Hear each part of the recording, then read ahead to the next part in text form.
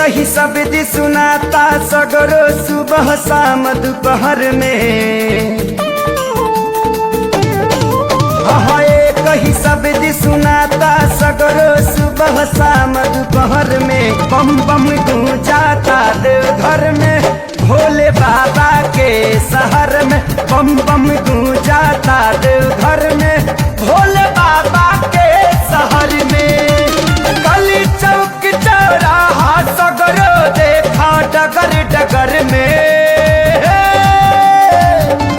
बम बम गूंजाता देवघर में भोले बाबा के शहर में। बम बम गूंजाता देवघर में भोले बाबा के शहर में।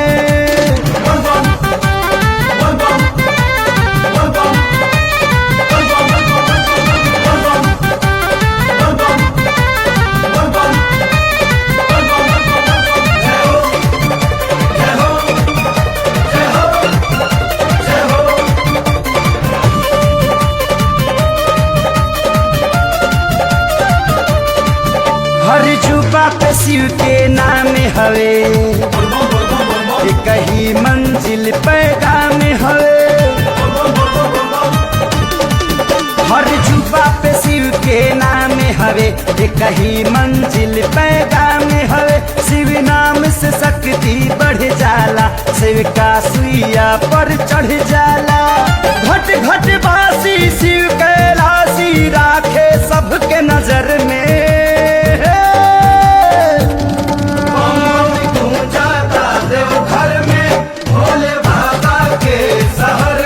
बम बम गूंजाता देवघर में ओ भरदानी के शहर में।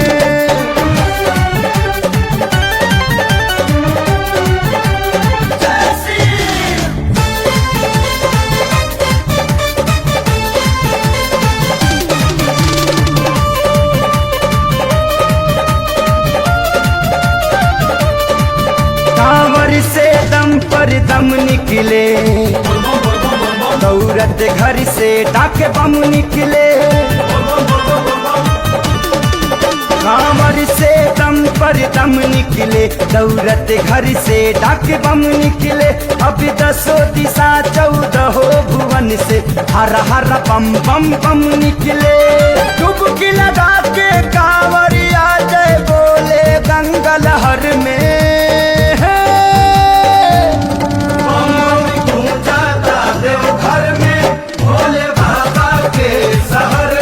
बम बम गूंजाता देवघर में बैजू बाबा के शहर में।